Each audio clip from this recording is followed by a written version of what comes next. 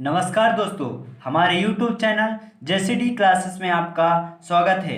दोस्तों, आज हम राम भक्ति शाखा और कृष्ण भक्ति शाखा में अंतर के बारे में चर्चा करेंगे।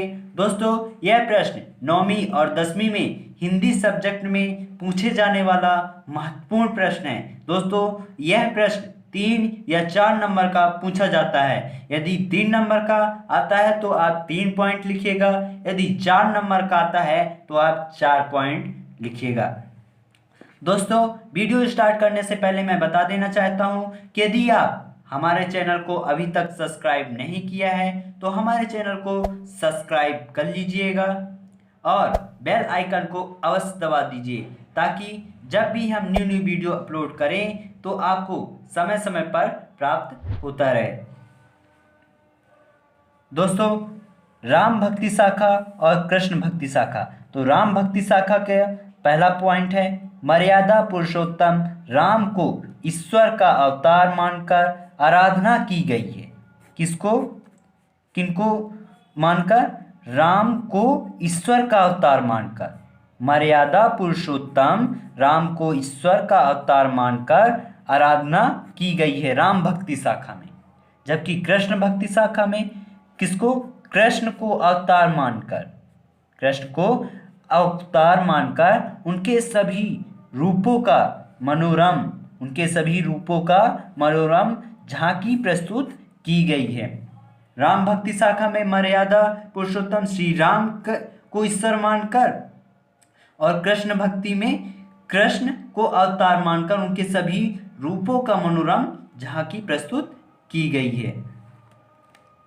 राम भक्ति शाखा का दूसरा पॉइंट है, राम की लोक रक्षक तथा लोक रंजक रूपों को प्रदर्शित किया गया है।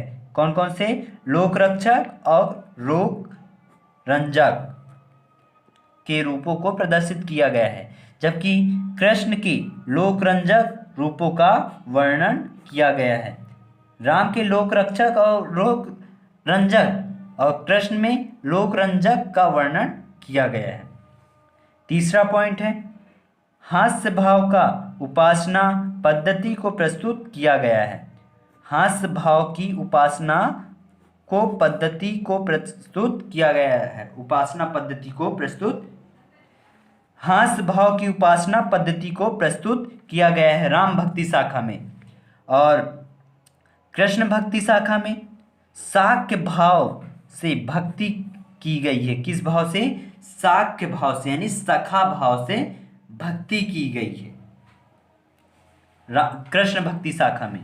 और राम भक्ति शाखा में राम राज की स्थापना करने पर जोर दिया गया है। किसको? राम राज की स्थापना करने में जो राजा राम थे उनकी राम राज यानी राजा बनने की, यानी पूरा राम राज कथा की स्थापना की गई है। जबकि कृष्ण भक्ति शाखा में ज्ञान की अपेक्षा भक्ति को श्रेष्ठ बताया गया है। किसको? ज्ञान की अपेक्षा किसको श्रेष्ठ बताया गया है? भक्ति को श्रेष्ठ बताया गया है, यानी कीर्तन भजन करने को। पांचवा पॉइंट है, मुक्तव्य एवं प्रबंध काव्य की रचना की गई है। राम भक्ति शाखा में मुक्तक एवं प्रबंध काव्य की रचना की गई है। जबकि कृष्ण भक्ति में पाठस्थ मुक्तक व गेय मुक्तक काव्य की रचना की गई है। इसमें मुक्तक और प्रबंध काव्य की रचना की गई है। इसमें पाठ मुक्तक व गेय मुक्तव्य की रचना की गई है। जो राम भक्ति शाखा के काव्य जो लिखे गए राम भक्ति शाखा काव्य, वह कौन सी भाषा की थी? अवधी भाषा, यानी वो अवध के थे। अवधेश अयोध्या के राजा थे। अयोध्या को अवध कहा जाता था, इसलिए वहाँ की भाषा कौन सी हुई? अवधी भाषा हुई। और जो कृष्ण भक्ति शाखा है, इनकी काव्य की भाषा कौन सी है? ब्रज भाषा है। कौन सी भाषा? ब्रज भाषा है।